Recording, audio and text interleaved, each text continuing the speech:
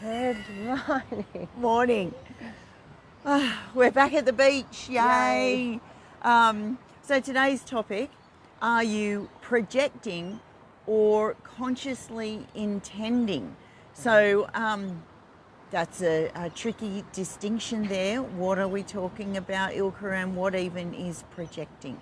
Yes, well, projecting is normally coming from your subconscious mind. So it's coming from your own past, and it can be positive and negative things, but usually projection seems to happen more when you're kind of doing it like projecting, which we would say projecting onto your children. It's more like you're saying something based on fear, upset, anger, disappointment. It's coming from that when it's not serving you, it's coming from a negative emotion that's in your subconscious, and you're saying things that are probably not really doing what you want, because conscious intending is about consciously, for those in our group, living to your highest values, and for us that is connecting with your children, so giving them a voice, giving them their authentic, seeing them as authentic beings, asking them about themselves, seeing them as worthy, and that they're just as worthy as you are in the interaction. So that would be conscious intention to connect with my child and give them their authentic voice in that interaction. That's what we do in the Awakened Parent. That's what we're striving for as one of our highest values. So we thought we'd give you an example this morning of dinner time is one of the times when we can often see this whole thing in action of where projection, you can have a conscious intention, but it can become projection. So what happened when you were having dinner with your kids, Jo? Yeah, so when my kids were much younger, they're all grown up and left home now, but it was really important for me that we all sit around the dinner table together and eat and things like eat your vegetables and all that. We'll come back to that, but I felt that connection was around this physical act of just sitting together at the dinner table. Yeah. And later realizing, when I was a kid, we never did that. We sat in front of the TV with meals on our laps and really didn't talk to one another. Mm. So I'm placing this is projection, this is expectation that this is how to connect with my kids. And it's really more about, for me, it was more about the physical act of sitting there together rather than, being separate. Yeah. There's a lot more in that. Yes. Yeah. And it's a really good example, though, and I know many of the mums in the groups that I see on the calls each week tell me that dinner times can be particularly hairy, because they understand that often that's when you can be, these are the places that maybe in your own childhood, well, for Jo, it was like they'd sit in front of the television or something, but, often it's that somebody in the family is a dictator, or somebody in the family is really grumpy and tired. And so the subconscious holds many, many proofs and references that say this is how dinner times are. And so even when you're consciously intending to create a different environment, it can really, I don't know. So what would happen? Obviously, if your children didn't turn up to have dinner, or they didn't do it, is someone going to get upset? Yeah. Or so if they didn't want to come to the table, if I'm interrupting them on a game or something they're passionately involved with, and they don't want to come to the table at that point, they never got that choice. No, you're in a power struggle. Yep. Yes. The power struggle, absolutely. Yeah. And I'm probably one of my highest values back then was efficiency. So, you know, it's come to the table. It's be hungry. Eat all your vegetables. There were times when, yes, when I insisted that they eat, regardless of them telling me that they either weren't hungry or didn't feel good. There was one time we sat at the table and my daughter told me she wasn't feeling well and she didn't want to eat the meal, and still asked her to sit at the table, but then, and the meal was in front of her, but then she vomited on the floor. So that was a pretty good way for her body to show me that that she didn't want to eat the meal, because her words to me weren't working, and I wasn't giving her a voice. I wasn't hearing her. I wasn't letting her make the best choices for her own body in that moment. So vomiting was a great way to show me. Yeah, and Kristen's just put, we had to all sit at the table, and Dad was the only one who could see the TV. Oh my goodness! And yes, I'm sure I've heard this is very common, and we're only allowed to speak when the ads were on. Yeah. So what's happening then is when we try and change something in these, particularly these kinds of times in our life, so bedtimes or dinner times or any time where in your childhood this is how things were, right? Then the subconscious, if we're not going back and addressing that, which is what we do on the calls, and addressing, and this can seem like, oh, come on, this is just, come on, Ilka, this isn't big, like, you know. But the subconscious mind, that's why Jo's getting upset when it's not working for her. The subconscious has taken control of this situation. That's where all it's really her own upset that her own parents wouldn't talk to her, and that she didn't have connection with her own parents. That's what actually needs to be addressed there. And that as a family, they didn't sit around. And now we're trying to romantically recreate something without giving our children any say in it. So, yes, the awakened parent, where one of the highest values is to connect, to value our children's voices, and to see, and also to value their internal guidance system, especially around food. I mean, Jo didn't know. I didn't either. I didn't really know a lot of this stuff back then, and I'm just doing the best I can. But we're creating win-wins with children. So maybe that means they get to stay on their game for a bit longer. And also speaking from what's happy for you in that moment. Like, it's not like we're the dictators and we want you to come and sit at the table and you have to. It's like, I'd really like to have a chat with you right now. Like, I'd really love to catch up with you and see how your day's been. And it's a loving thing, and something that we want to connect. And if maybe they can't do it right then, but we're setting our intention that that's what we want. Another really good example of where I kind of recognised how deep my programming was when I went to visit my sister one time, and she has 2 children, and she was preparing meals for the evening, like in the afternoon, and the kids were out playing, and she's prepared plates, covered them in wrap and put them in the fridge for when the kids wanted to come in and eat. I'm like, what? Wow, that's so cool that you can do that. Yeah, I remember I went to a Don Tolman seminar, and he basically told me, this was just mind-blowing for me, because again, I had this expectation and this want to connect at the dinner table and that as well. And he said in their family, they just celebrated once a month, and people were invited to come to the celebration. They didn't have to, but otherwise there was just food laid out everywhere around the house, and people just ate as they wanted. And I was like, oh my God, this is like life-changing. Really? We don't have to actually eat together?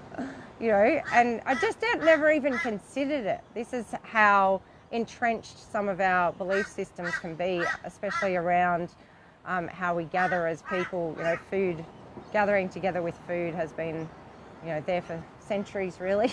Yeah. But you can design any kind of life that you want and create like there's infinite number of win-win scenarios around any, whether it's going to bed, whether it's eating, whatever it is. You can design the life that you want, the way you want it. And it's really, it's mind-blowing.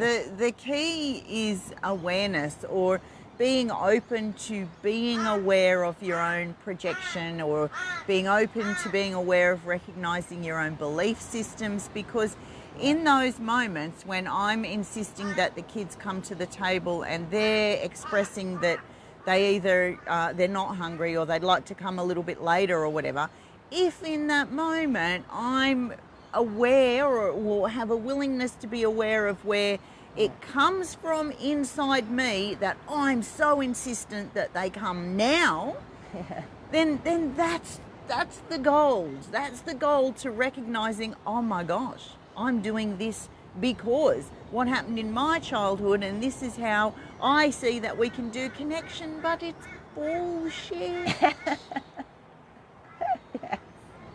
And I know we've said it like probably hundreds of times on our videos, and we talk about it a lot, but the subconscious mind, for those of you who are new to these videos and don't know a lot about the subconscious, well, it can process millions of pieces of information at once. It's like a super computer, and it can find proofs and references for the dinner table every time you sit down at the dinner table. It's got the filing cabinet, and it's finding, especially the ones with any kind of emotional wounding, they've come to the fore, and like this, very quickly, which is why some people around you can go, whoa, where did that come from? Yeah. When you react so quickly. Yes, and the subconscious, this is what it does. And so you can have all the best conscious intentions, but unless your subconscious starts lining up with those conscious intentions, then, and if connection is the conscious intention, that really, I mean, yes, it's great to sit down at dinner, but maybe that's going to involve conscious connecting might mean that you find other ways to do that. Like the dinner table may not be the best place to do it. That might be too stressful, and it's even like being able to consider giving up that idea. And if you're watching this and thinking, I can't give up that idea, Ilka, you'll see how entrenched in your own subconscious is the idea of sitting at the dinner table, when really what you will notice, if you really think about it, that your real intention is to connect with your children. You know, yes, maybe it's not. Maybe it's to have a really nice meal, and maybe you just really love to cook, and maybe you love to do all that. Like that's definitely not me. But maybe you like to serve meals up to people. But again, we try and create win-wins. Like, is it a mutual thing where they would like to do that too? Have you even asked them about that? So, but the subconscious mind is what we help women work with on the calls. That's where we're going in and changing it so that you can have this infinite amount of choices, really, as to how you could do connection. It doesn't have to be how you did it when you're a child. And if you're not getting it right that way, or if you're not finding other ways, then this is where we go to start making your prefrontal cortex, this part of your brain that actually is the creative center of your brain, is the part that makes conscious decisions. When it's really working well, then as I said, there's infinite numbers of ways to meet your highest values in life, and not just the ways you did it as a child. So, it's very cool stuff. And possibly could be a good thing to listen to other people when they say, well, you reacted really passionately to that. What's going on there? It might be an opportunity to check in with yourself. Yeah. Our reactions and our, especially when we get, afraid or angry, or any over, like what you would see in yourself perhaps as a reaction as opposed to a response, is a good way to check in on your subconscious. Like, this is coming from my past. This isn't about being calm and peaceful and connected with another human being in the present. This is all about crap that's happened that you're still carrying around. Yeah, yeah. Clear that stuff up and you can step into a more and more and more amazing life. Yes, yes. And your children will notice this. Like, they will notice that you're coming from peace, coming from calm, and really coming from because you can set an intention to connect with your children, but for it to come from that place is this is big. Like, we've listened to a video, Dr. Shafali again this morning, that was talking about this conscious setting of intentions. And when I listen to it, I just think, yeah, everyone will just be going, but how? But how do you do that? Like, how do you do it? And that's why we made the course that we have, and you can come and learn how to clear the stuff in your own subconscious. Yeah, because that's how you do it. Yeah, you have to clear that stuff up. It's interesting that we're in the course, we're talking about values right now, and that when you begin the course, you may have a certain set of values, and as you go through and you clear up your subconscious programming and you check in with your values again, to redo that module at the end of the course, and you notice that your values change because you're not coming from the past programming. Like, my values around the dinner table were, oh yeah, we all come together at the time of dinner, you know, we all eat the meal, it's all very efficient, and this is how we connect, which, as I work on the subconscious programming, I recognize is completely not what I wanted. So then my values change to be, I can connect with my kids in other ways, and we don't have to do this thing that I thought was one of my highest values, sitting at the dinner table together. I just go a little bit deeper, why, and no, that wasn't giving me the deep connection that I wanted with my children. Yeah, it was a fantasy that you had. Yes, it was. Fantasies are great, but when they involve other people...